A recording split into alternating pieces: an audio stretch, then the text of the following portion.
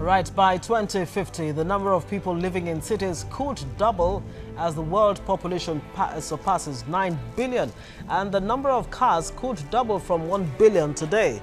Now, imagine the traffic gridlock in major world cities with that many people and cars.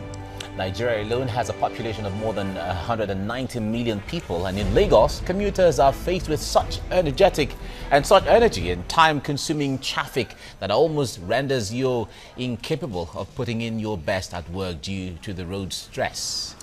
Yes, indeed, and it has become a necessity to introduce innovative transport schemes that will transform the way people and products move around. Well, SkyWay Capital is introducing a modern, high-speed, innovative, eco-friendly transport technology. It's expected to help people and goods move around a crowded city like Lagos more cleanly and efficiently. All right, let's see how this is supposed to work. And of course, we can find out from our guests this morning. Frank Sola is SkyWay Capital Board of Directors. Good morning and good to have you on the show. It's good to have you join us. Okay, and of course, Mr. Ayo Adewale is a Nigerian partner wearing a different cap. This morning, when people see you, they expect you to be talking about politics, but this is totally different. Very quickly, Frank Sola, I mean, talk to us about this eco-friendly transportation. I mean, what exactly are we expected to see with this? Yeah, thank you for inviting to coming to your TV. I would like to say that this technology is fully innovative technology. It was divided by Mr. Unitsky. He started work in this technology from 1978. It means we have many experience with this technology. We have built Ecotechno Park close to Minsk. This is the capital town of Belarus, when we have the head office as well. This technology was built, has been tested. We received certifications. It means it's ready for the full application to the reality. All right, Ayodele, when in Nigeria, certainly, in fact, especially Lagos, everyone would say it is time for us to move to another level. Traffic. Government, federal, state, local government have done everything within their powers, but they still cannot surmount or overcome. But how easy was it to adopt this new technology in a place like Lagos, for instance? Well, it's very easy.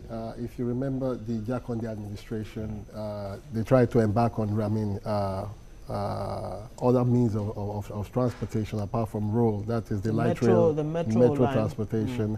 At a point, they were thinking of going underground. If you want to go underground now, it's highly capital intensive.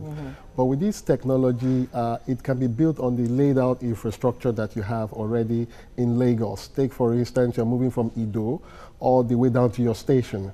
The median can be adopted. You can just have a pole that is hinged on a on a string. Then the car is mounted on it. So the infrastructure is there. We're only looking at government adopting it, and it's a seamless thing, very seamless. Okay, Frankishek, is it similar to, I know in Wuppertal, near Düsseldorf in Germany, there's something similar to that. Is it the same thing we're talking about? I mean, are you saying it's ideal for populations like Lagos, for example, where the ground is already totally populated? But talk to us about the funding. I mean, how is this going to be funded? We've heard that government money is not. It's very easy because this technology has many advantages. It means this is built on the second level. We can build it from the 5 meters above the ground to 30 meters. It means we don't need some bridges, and it is we have more type of this technology. We can use many types. It means that it is built well easy because we don't need many supports construction system. We solve this system, and you can see it in our Ecotechno Park that the distance between two support systems is 400 meters. Okay.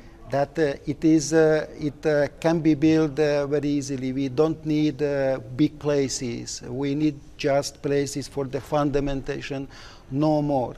And it is what we can offer for the Lagos, and we are able to build maybe 10 kilometers per day when everything is ready, when everything is prepared. Now, I wonder what the risks will be. You will tell us about that, but let's come to the issue of funding. That she asked. I wonder how expensive this will be, and then whether government should fund it or government should just give approval for it to be constructed, as the case may be. Well, the two-way approach can be adopted. Government may decide to adopt the technology and make it a sole exclusive for it, knowing fully well that they will generate revenue. The people can also get involved in terms of buying share capital and all of that. Will also make them very viable over the years and all of those things. But either way, it can go. It's a win-win situation. But what amazes me more is that it does not need any external energy source to generate it. The energy that will generate it is from the technology, from the vehicle itself. And it also generates energy that can also power communities. So it's an eco-friendly thing. We can also win carbon credit from it. It does not pollute the environment. In fact, the street lights that we have will be removed and replaced with the poles. And on the poles also, we can also put street lightings. And to the issue of security, remember along the pipeline areas in Nigeria where we have oil pipeline vandals and all, you can place the route of the technology around it. So it makes human movement be very visible around that path. And whoever so that wants to... He acts as check and security for the pipeline. You understand? And you can lit the environment. You can lit the environment. You can put security cameras along the environment. And you can even use it for tourism so that people enjoy the sky view of our landscape and all of this. It can go over water. You don't even need the arbor.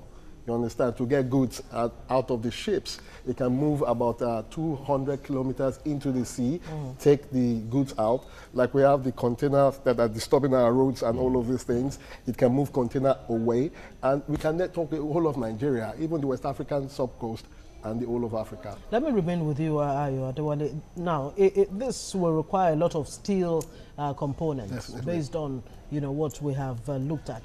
Nigeria ordinarily should, provide the steel that you would need to power this kind of project. But unfortunately, our Jakarta steel complex is still very much moribund. How are you going to fix that, challenge? Well, without requirement, because they have the technology also to refine. They have technology to refine, and there are partners that can come in. I've also asked that question, and they are ready to establish a factory in Nigeria for processing. They are also ready to go in partnership with cement and concrete manufacturing industries. So it's not just solving our transportation problem or solving the security problem. It's also going to solve our unemployment problem. So a lot of things will be coming into it. All right, Frankie, which country or where else in the world has this technology been deployed before? First, what I need to say, as I said, we have built our Ecotechno Park in Minsk. This is 38 hectares. When we tested, when we did many things of our technology, it is fully tested, it is fully certificated. Now we have start last month's project in Arabian countries, in Abu Dhabi. Okay. We are before signing the contract with one company in Switzerland, in Europe. We 2 weeks ago visited Vietnam. They have a big interest to build this technology, and we are front of signing the contract with one of our partners to install a joint venture company in Vietnam, and through this company we will do activities. We had a presentation in a parliament in Vietnam, and they approved this technology. They approved that the SkyWay can go in Vietnam and build this technology. We will use these steps for other countries as well, for Nigeria. We need to find here a partner, big partner, strong partner, install a joint venture company, and through this joint venture company do the activities. Of course, we need to involve government as well, yes, and a lot of other partners, how it was said, for the make constructions and so on. Adewale, before we run along now, if this were to become reality, how long would it take from start off to end? Take, for instance, to net the whole of Lagos, you'll be looking at, with everything on board, look about, say, Ido to Ikeja, Ikorodu to Ikeja, Apapa to Mautu area. Yes. Will take us about 6 months. Just Everything in place. wow. Because the poles are already in place. You're only going to drill and put it. The strings are in place. You couple it, and all of that. So everything in So place. you're You look saying about that 6 in months. the next... But how about the importation of, the the because I see hardware. That is why I said Yeah. everything in place. in place. Okay. If If everything is, everything, if material yes. are in place today, Okay. 6 months to install. So this is a project that billionaires should be falling over themselves to be part Even of. the commoners. should be Even part of it. Abi, All right, we don't have all Thank the time you, anymore, but we gentlemen. thank you, Frankie Sheikh Sola, SkyWay Capital, member of the board of directors. Thank you very much for coming. Thank you for and your Dayo Adewale is a Nigerian partner. We look forward to this one. Since it's open to ordinary Nigerians like ourselves, maybe we'll invest. You know, I don't want to mention their name now. Yeah. You know, when the telecom company came into Nigeria, then a lot of people were skeptical. Yeah. A lot of people didn't want to come in. But when they came in, I mean, look at the time Here we are down today. the line. Yeah. Those who Exactly. bought shares then, look at where they are. Thank you All very right, much, thank you so gentlemen. much. Thank you, gentlemen, for coming on the program. Thank you. Thank you. Okay, just before